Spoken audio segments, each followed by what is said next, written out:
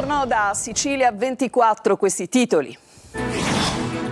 Una mattanza annunciata, parlano i familiari del pescivendolo assassinato a Riposto nel catanese dal fratello che soffriva di dipendenza dal crack. Parla il genero della vittima, l'ho colpito con calci e pugni per disarmarlo, dice oggi l'interrogatorio di garanzia dell'uomo fermato. Nuova ondata di caldo sulla Sicilia, da oggi è attivo l'anticiclone africano con temperature oltre i 40 gradi e rischio incendi. La protezione civile prepara un piano d'emergenza per tutelare anziani e persone fragili. Siracusa ha paura dei residenti di Santa Panagia per un grave incendio divampato ieri in un'area di campagna vicina al Palazzo di Giustizia.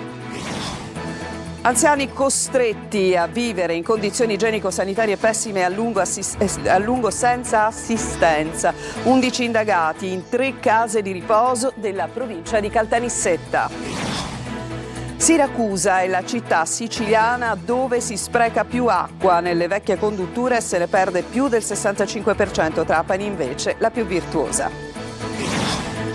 Calcio, da oggi al Massimino, primo giorno di ritiro per il Catania. Dal 26 luglio rossazzurri proseguiranno la preparazione a Norcia. Todisco, probabile acquisto per la fascia destra.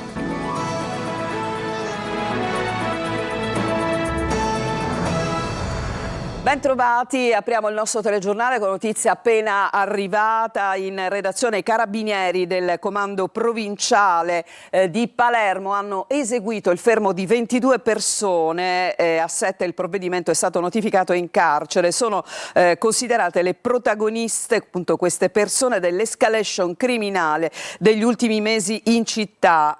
L'indagine è stata coordinata dalla direzione distrettuale antimafia guidata dal procuratore Maurizio De Lucia. Sarebbero autori e mandanti appunto degli attentati e delle intimidazioni che dal novembre del 2025 fino a pochi giorni fa ha colpito la zona del mandamento mafioso di Tommaso Natale San Lorenzo. Ulteriori particolari nelle prossime edizioni dei nostri telegiornali. E torniamo ai gravissimi fatti di Riposto. Una mattanza annunciata, dicono i familiari del pescivendolo assassinato dal fratello che soffriva di dipendenza dal crack. Al nostro microfono il genero della vittima lo ha sentito per noi, Tonino De Mana. Mio padre non è scappato, mio padre fino all'ultimo indifeso ha chiesto perché suo fratello l'avesse colpito, fino all'ultimo. Mio padre era la persona più coraggiosa che conoscevo. Il volto segnato da una notte insonne, gli occhi lucidi, nascosti dagli occhiali da sole. Il dolore di Davide, figlio di Lino Guerrera, rincorso in strada e assassinato dal fratello, è quello di un'intera comunità, sconvolta per una tragedia che in molti a Riposto hanno definito annunciata. Giambattista Guerrera pretendeva soldi per acquistare la droga. Lino ha avuto soltanto la colpa di opporsi, finendo per essere colpito con un taglierino che gli ha reciso la giugulare. Ormai fuori controllo, l'omicida ha brandito anche una mannaia con cui ha ferito il padre e la figlia della vittima. Fondamentale è l'intervento del genero che ha disarmato l'aggressore. Tu sei la persona che ha disarmato l'omicida? Disarmarla perché ho visto la mia ragazza che era lì, cioè subito volevo pesce, sono scappato, ho visto a lui che aveva un taglierino e gli ho dato una coltellata al collo. Subito per dire ho preso il padre della mia ragazza, l'ho portato lì e lui con la mannara faceva come pazzo, caricava coppa a tutti i bagni, a suo papà magari non ci fece niente. Ci levava un muttaio, ci levava la mannara come potti, gli appugna, apperati, che va a fare? Per studirlo. Una mattanza familiare annunciata. Cristiano che travaglia, ci può dare i soldi per bombarsi, ma io ci posso dare i soldi per fare per bombarsi, che mangiare €1.000.000. Perché prima questa persona già aveva fatto a tutti, insultava, che cutelle, che cose, perché non facevate attaccare? Ora capisci l'azione, ora è tinto, perché non facevate attaccare prima? L'89enne padre e la figlia della vittima sono stati già dimessi. Sulla vicenda indaga la procura di Catania. La scientifica ha sequestrato i vestiti dell'aggressore, il taglierino, la mannaia e repertato numerose tracce ematiche. Adesso ci occupiamo del grande caldo, nuova ondata di caldo in arrivo in Sicilia da oggi. Infatti l'anticiclone africano riporta temperature ben al di sopra delle medie stagionali, con la fase più intensa prevista tra martedì e mercoledì. Nell'isola sono attese punte oltre i 40 gradi, soprattutto nelle aree interne, mentre il tempo resterà stabile e soleggiato. Ieri i vigili del fuoco sono stati impegnati nel Palermitano per spegnere 33 incendi. Sono intervenuti 2 elicotteri della flotta del Corpo Forestale della regione siciliana. Il capo della Protezione Civile regionale Cocina ha detto rischi alti soprattutto in città. Pronto anche un piano d'emergenza con l'ipotesi di ordinanze coprifuoco per anziani e fragili. Secondo gli esperti una possibile attenuazione del caldo potrebbe arrivare intorno al 18 luglio. E a proposito di caldo, a proposito di incendi, ieri grande paura a Siracusa perché un grave incendio ha scatenato proprio il terrore dei residenti di Santa Panagia. Andiamo a Siracusa con Francesco Aloi. Ho visto che era lontano, poi il vento ci è arrivato, quando ci è arrivato ormai sotto il balcone abbiamo visto l'inferno. A Santa Panagia, zona nord di Siracusa, è stato un pomeriggio di fuoco. Da quella parte vedete i vigili del fuoco al lavoro, è stata chiusa anche la strada per permettere di operare nel massimo della sicurezza. Questa è l'ennesima volta che succede qua, che si prendono tutte cose a fuoco, perché lì sotto purtroppo non lo pulisce mai nessuno. E ogni volta succedono tutte queste disgrazie. Le fiamme in una grande area tra i palazzi di Viale Santa Panagia e via Antonello da Messina, che è da sempre piena di erbacce. Un terreno abbandonato dove tra i cespugli c'erano anche rifiuti. Prova ne è il colore del fumo. Dov'è il sindaco? Non esiste, Siracusa è abbandonata. Siracusa esiste solo Ortigia. Rischio di bruciare delle palazzine, bombe, c'è un benzinaio qui accanto. Tutti sono scesi in strada lasciando casa per mettersi al sicuro. Per spegnere tutto sono servite ore, perché l'incendio si è propagato molto velocemente, complice il caldo unito al vento. Cambiamo argomento, case di riposo lager. Siamo a Caltanissetta, gli anziani venivano maltrattati e tenuti in condizioni igieniche degradate. La procura ha chiesto misure cautelari per 11 persone. Gerry Italia. 3 richieste di arresti domiciliari e 8 di obbligo di dimora. È la svolta nell'inchiesta della Procura di Caltanissetta sui presunti maltrattamenti ai danni degli ospiti di 3 case di riposo del capoluogo nisseno. Tra gli 11 indagati figurano i responsabili delle strutture e il legale rappresentante della cooperativa che gestiva l'assistenza agli anziani. Secondo gli investigatori, almeno una decina di ospiti sarebbero stati lasciati per mesi in condizioni di grave abbandono. Anziani costretti a rimanere per ore tra feci e urine. Pazienti affetti da patologie gravi che avrebbero atteso giorni prima di ricevere cure e un'anziana con il femore fratturato rimasta, secondo l'accusa, senza assistenza medica per diversi giorni. Nell'inchiesta emerge anche il caso di una donna di 83 anni colta da un malore che sarebbe stato provocato dall'eccessivo caldo nella stanza in cui alloggiava. Ricoverata in ospedale, è morta per insufficienza respiratoria e disidratazione. A 6 degli indagati viene contestato anche l'esercizio abusivo della professione infermieristica. Avrebbero somministrato farmaci e praticato iniezioni di insulina senza averne i titoli. Le accuse a vario titolo sono di abbandono di persone incapaci. L'indagine dei carabinieri, iniziata nel giugno del 2025 e durata circa un anno, ha riguardato 3 strutture cittadine e la cooperativa che forniva i servizi di assistenza. Sulle richieste di misure cautelari dovrà ora pronunciarsi il giudice per le indagini preliminari.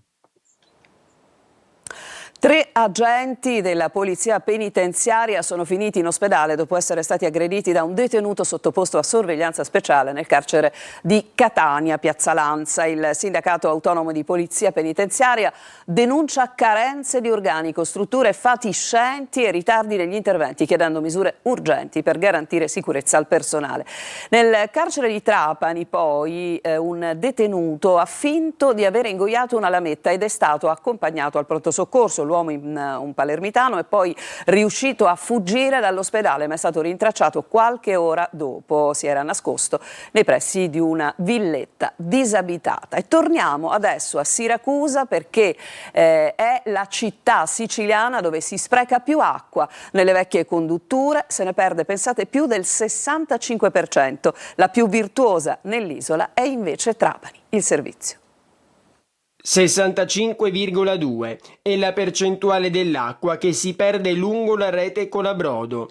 Siracusa così è prima in Sicilia, ottava in Italia per dispersione. A confermarlo è l'analisi della CGA di Mestre, che fornisce un altro dato emblematico. La quantità di acqua sprecata in città è superiore a quella che arriva da Agrigento e provincia, area simbolo dell'emergenza idrica. Sul podio regionale ci sono appunto Siracusa, Messina e Agrigento. Il problema dell'acqua che abbiamo qui a Siracusa non l'abbiamo mai avuto a Roma, dove ci sono condotte d'acqua costruite dai romani. A Ortigia, come in altri quartieri della città, l'acqua arriva ad intermittenza, proprio in un periodo in cui diventa ancora più indispensabile. Dal punto di vista dell'acqua, una stagione pessima, perché continuamente viene a mancare l'acqua. Da residente di Ortigia, da 70 anni, non ricordo mai questa storia dell'emergenza, l'autobus, ma quale cavoli? Abbiamo avuto sempre l'acqua e ora non so perché è scomparsa l'acqua. Ma a quanto pare la situazione non è risolvibile dall'oggi al domani. Andrebbero sostituite tutte le tubazioni, troppo vecchie per reggere ancora. Un problema a cui il nuovo gestore Aretusacque sta già lavorando. Nel frattempo l'acqua continua a perdersi per strada. In vigore le nuove norme per gli autovelox, scatta lo stop però per 850 dispositivi non omologati. Sicilia, a Palermo e Catania le amministrazioni non si fanno trovare impreparate. Emanuela Corsi. Multati, ma solo se gli autovelox sono a norma di legge. Il lungo braccio di ferro tra automobilisti e amministrazioni comunali è arrivato a un punto di svolta definitivo. A fare chiarezza, dopo 34 anni, ci pensa il Ministero delle Infrastrutture e dei Trasporti, con un decreto pubblicato in Gazzetta che pone regole chiare in tutta Italia. Da oggi scatta la tagliola per tutti i dispositivi non più considerati idonei. Attualmente sono 850 i rilevatori di velocità che dovranno ottenere un'omologazione per ritornare attivi, 3.150 quelli regolarmente in funzione perché già hanno passato tutti i requisiti. Si passa da una giungla di oltre 10.000 autovelox spesso nascosti e a ripetizione ad apparecchi irregolari e conformi, commenta il ministro Salvini, che aggiunge: basta autovelox fantasma, che erano solo una tassa occulta per milioni di lavoratori e non avevano nulla a che fare con la sicurezza stradale. Ma qual è la situazione nelle principali città siciliane? Nel capoluogo etneo tutti gli autovelox sono omologati e di nuova generazione, sia quelli dislocati lungo la circonvallazione sia quelli mobili, spiega la Polizia Municipale. Nessuna buona notizia quindi per gli automobilisti multati che speravano di vedere annullati i verbali con le relative sanzioni. Stessa situazione a Palermo. Le postazioni fisse lungo Viale Regione Siciliana e i sistemi mobili risultano registrati. In ogni caso tutti i dispositivi omologati sono consultabili sul sito del MIT. Collegandosi al portale si può cercare per comune, strada o codice della multa. Se il dispositivo non compare in questo elenco, la sanzione può essere contestata. Adesso ci fermiamo, c'è una pausa e poi ci occuperemo dei dati che sembrano effettivamente più confortanti nella raccolta del sangue in Sicilia proprio in estate. A tra poco.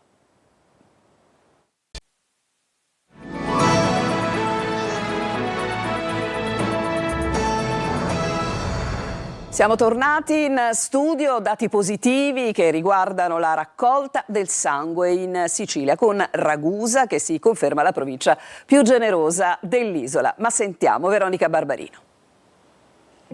In estate l'emergenza sangue non va in vacanza, anche se i numeri raccontano una Sicilia sempre più generosa, negli ospedali il fabbisogno di sangue continua a crescere.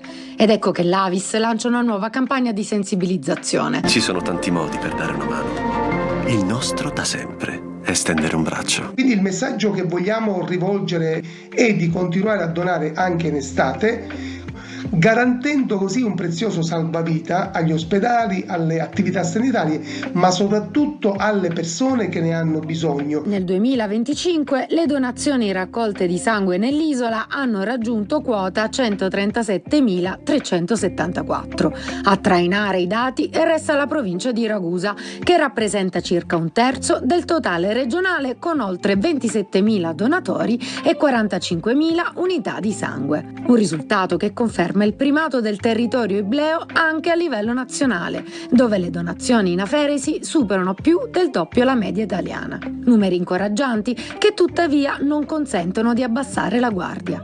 In Sicilia si registra comunque una carenza di plasma e il plasma, lo ricordo, è fondamentale per la produzione di specifici farmaci salvavita, per esempio quelli che sono dedicati alle terapie oncologiche. Donare sangue è quindi un gesto semplice, gratuito e capace di salvare vite. E adesso alle serate con Carlo Verdone, le 4 serate ad Acireale con Carlo Verdone, che hanno visto tra le protagoniste una splendida, simpatica, bella e bravissima Claudia Gerini, appunto tra le attrici amate da Verdone. Sentiamo. A raccontare il cinema di Carlo Verdone nelle 4 serate che Acireale ha dedicato all'attore e regista romano, anche Claudia Gerini. Queste 4 serate con Carlo, una ci dovevo essere per forza anch'io. L'incontro, inserito nella programmazione di Acireale Estate 2026, promosso dall'amministrazione comunale, ha accompagnato il pubblico dietro le quinte della costruzione di alcuni dei personaggi più amati della filmografia di Verdone, ripercorrendo una collaborazione andata da Viaggi di nozze a Grande Grosso e Verdone, passando per Sono pazzo di Iris Blonde, il segreto di un'intesa artistica costruita nel tempo. Carlo ha tirato fuori il meglio di me con quel ruolo di la coppia Jessica e Ivano, che è stata particolarmente fortunata e poi leggendaria, e ancora oggi delle ragazzine giovanissime mi dicono Jessica, quindi vuol dire che abbiamo attraversato, come quasi tutta la filmografia di Carlo, abbiamo attraversato tante generazioni, quindi è stato il mio grande inizio. Un ritorno per Claudia Gerini in Sicilia. Amo molto la Sicilia, abbiamo fatto un grandissimo film qualche anno fa e sono qui proprio per questo. Adesso ci fermiamo, c'è un'altra pausa e poi il calcio. Cominceremo con il Palermo in ritiro, così come da oggi anche il Catania. A tra poco.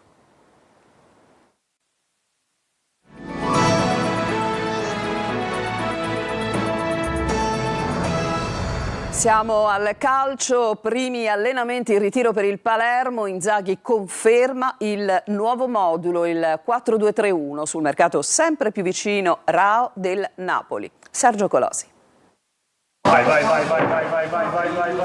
Vai, stop. Il Palermo ha iniziato a faticare in Val Gardena, in Trentino Alto Adige. Se un dubbio c'era, è stato spazzato via dalle prime 2 sedute di allenamento. Il sistema di gioco di riferimento del nuovo Palermo sarà il 4-2-3-1. Non significa che Inzaghi non proverà altri moduli né che i rosanero scenderanno sempre in campo così, ma una prima netta indicazione è arrivata dall'allenamento di ieri.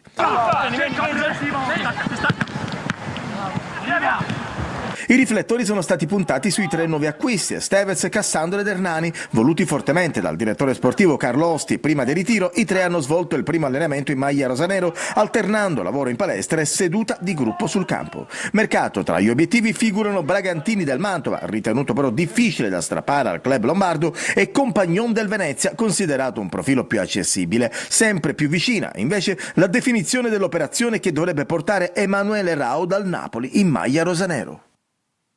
Il servizio era del collega Marco Gullà, di Sergio Colosi, e invece certamente quello che riguarda il Catania, che da oggi comincia la sua fase di preparazione, di ritiro, proprio dal Massimino. Sentiamo.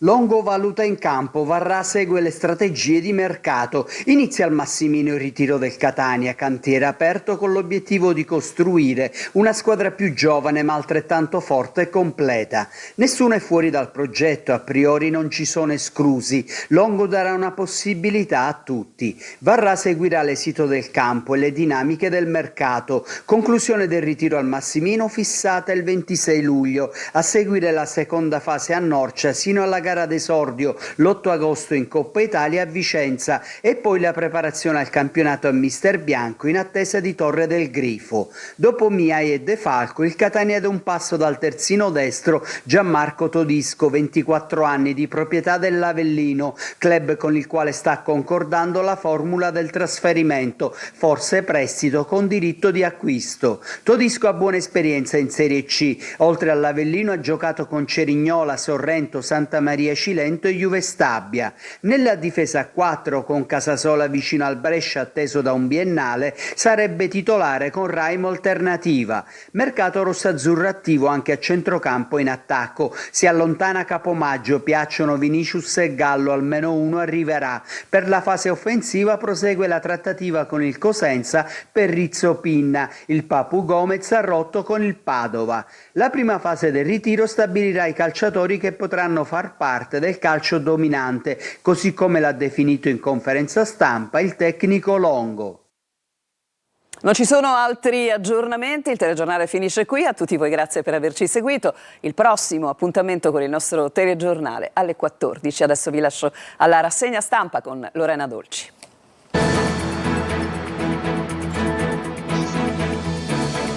Entra nel mondo dell'informazione con l'app Sicilia Web. Resta sempre aggiornato con le news e le live in diretta.